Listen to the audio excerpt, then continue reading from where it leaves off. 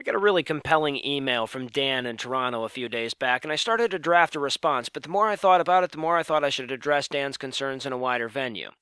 It was a pretty long email, but I pulled a quick excerpt that I think sums up the point. Dan starts off by admitting that he really enjoys the show and it makes him laugh, but he wonders what the cost of those cheap laughs really are in the following paragraph.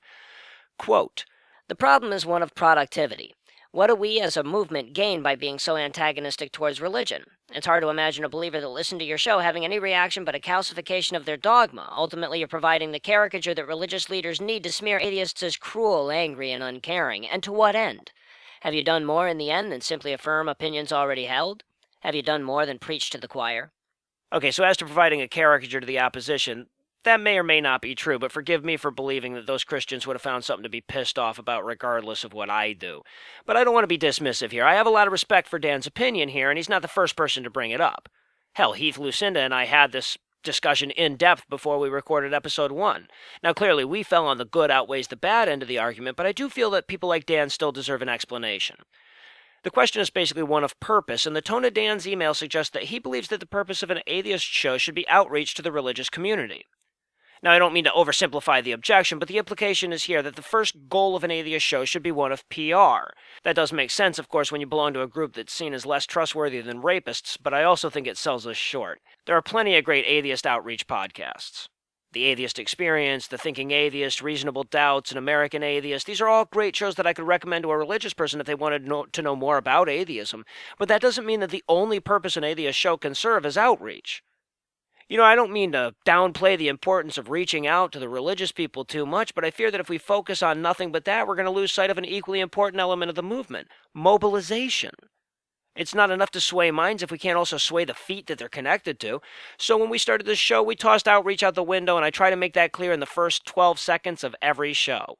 In fact, I tried to make it clear in the first 2 words of the title. I'd have called this thing the Fuck Jesus Show if I thought iTunes would still promote it. You know, religious people are welcome to listen to this show, but they're not invited. This show isn't for them. They have enough. This is for us. You know, I've gone to church before, and I've never complained afterward that the pastor didn't include the atheist point of view in his sermon. I've never written an angry letter to a televangelist for not being nicer to an atheist when he tells them that they're all going to hell. If a Christian listens to this show and gets pissed off about it, I look at it like a neighbor showing up at your barbecue uninvited. You welcome him in, you give him a beer, and then he starts bitching because there's no vegetarian menu. It's a barbecue, asshole.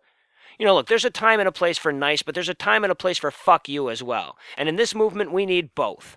Nice is great for outreach. It's good for PR. Nice is good for winning converts and softening our image. But fuck you is good for rallying the troops. Fuck you is good for boiling the blood. Fuck you is good for reminding people why they got active about atheism in the first place. And what's more, when people are trying to shove their religion into your schools, your government, and your life, fuck you is the only correct response. So the end result is that I spend a lot of time preaching to the choir. But what's wrong with that? Keep in mind that despite the connotations implied in the expression, the preacher man does still preach to the choir. You kind of have to. You can't assume that somebody who read The God Delusion back in 2009 is still as fired up about it as she was when she put the book down.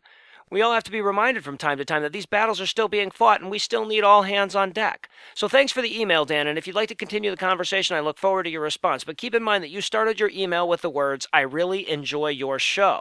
I'd argue that that's enough. If I make some atheists laugh, I've done as much as I need to do to justify the effort. I don't think it's fair to judge everything done in the name of atheism solely through the lens of its effect on religious people. Does singing hymns help Christians convince atheists that there's a God? No, but that's not the point of singing hymns. We accept that Christians can do Christian things for Christian reasons. Why can't atheists do the same?